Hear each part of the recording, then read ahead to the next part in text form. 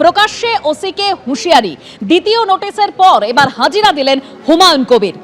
সকাল 11টা নাগাদ শক্তিপুর থানায় পৌঁছন আমজনতা উন্নয়ন পার্টির বিধায়ক। ৩রা জুলাই হুমায়ুন কবিরকে তলব করা হলেও গরহাজির ছিলেন এজেইউপি বিধায়ক।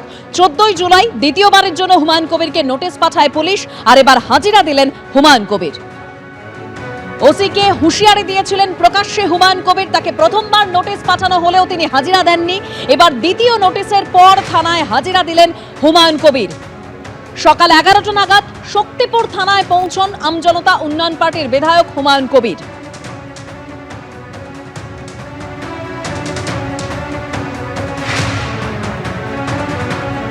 তেসরা জুলাই হুমায়ুন কবিরকে তলব করা হয়েছিল, কিন্তু তিনি গরহাজির ছিলেন। 14ই জুলাই তাকে ফের নোটিশ পাঠানো হয়। আজ সকাল 11টার সময় তিনি শক্তিপুর থানায় হাজিরা দিলেন।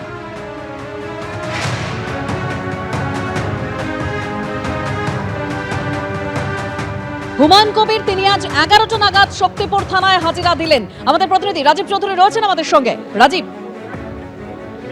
5 ঘন্টা হুমায়ুন কবিরের যে শক্তিপুর থানার ভিতরে যাওয়া এবং সেখানে তার জিজ্ঞাসাবাদ চলছে। 5 ঘন্টা পেরিয়ে গেছে। এসডিপিও বেলডাঙ্গা তিনি রয়েছেন, স্থানীয় শক্তিপুর থানার ওসি তিনি রয়েছেন। আমরা যেটা জানতে পারছি পুলিশ সূত্রে একটা প্রশ্নোত্তর তৈরি করা হয়েছে। সেই প্রশ্নোত্তরের পরিপ্রেক্ষিতে হুমায়ুন কবিরের জবাবগুলো তারা নথিভুক্ত করছেন এবং ভিডিও রেকর্ডিং করে সেগুলোকে রাখা হচ্ছে। এবং 5 ঘন্টা পেরিয়ে গেছে, যেটা পুলিশ সূত্রে জানানো যাবে আরও ঘন্টাখানিক লাগতে পারে তার এই যে জিজ্ঞাসাবাদ পর্ব। আগের দিন রেজিনগর থানায় তাকে প্রায় 4.5 ঘন্টা তাকে জিজ্ঞাসাবাদ করা হয়েছিল। আজকে সেই সময় পেরিয়ে গেছে, ইতিমধ্যেই 5 ঘন্টা সেই সময় পেরিয়ে গেছে। অল্প কিছুক্ষণের মধ্যেই হুমায়ুন কবির কে জিজ্ঞাসাবাদ করে এখান থেকে ছেড়ে দেওয়া হতে পারে বলে মনে হচ্ছে। তার অনুগামীরাও যে থানার বাইরে তারা দাঁড়িয়ে রয়েছেন। অর্থাৎ 5 ঘন্টা সময় হয়ে গেছে, এখনো জিজ্ঞাসাবাদ পর্ব চলছে। যেটা মনে করা হচ্ছে আর কিছুক্ষণ পরে হুমায়ুন কবির তিনি বেরিয়ে আসবেন।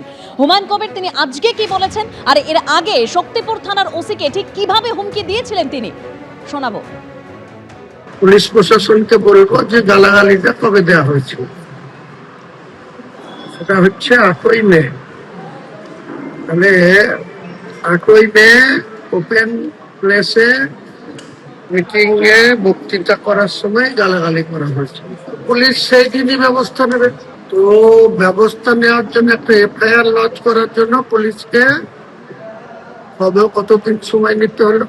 8ই মে 26শে জুন, 1 মাসেরও বেশি সময় আমার বিরুদ্ধে একটা কেস করা হলো। কারণ কি?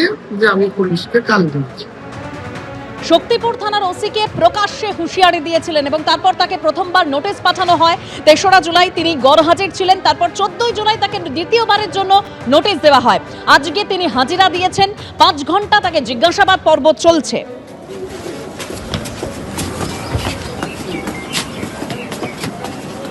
শক্তিপুর থানার ওসিকে ঠিক কি হুঁশিয়ারি দিয়েছিলেন হুমায়ুন কবির এবার শোনাবো। এই ওসিকে যাতে সরানো শুধু না, একবারে ওকে যে পোস্টিং দিতে হয়। যদি না দেয় 10,000 লোক নিয়ে থানা ঘিরে একে কলার ধরে থানা থেকে বের করবো। কারো বাপের ক্ষমতা থাকে তো আমাকে রুখে নেবে। এই শক্তিপুরের ওসিকে হচ্ছে মানুষের বাচ্চা না, একদম হারামখোর, একদম বেঈমান, একদম সাম্প্রদায়িক লোক। এবিপি আনন্দ এগিয়ে থাকে, এগিয়ে রাখে।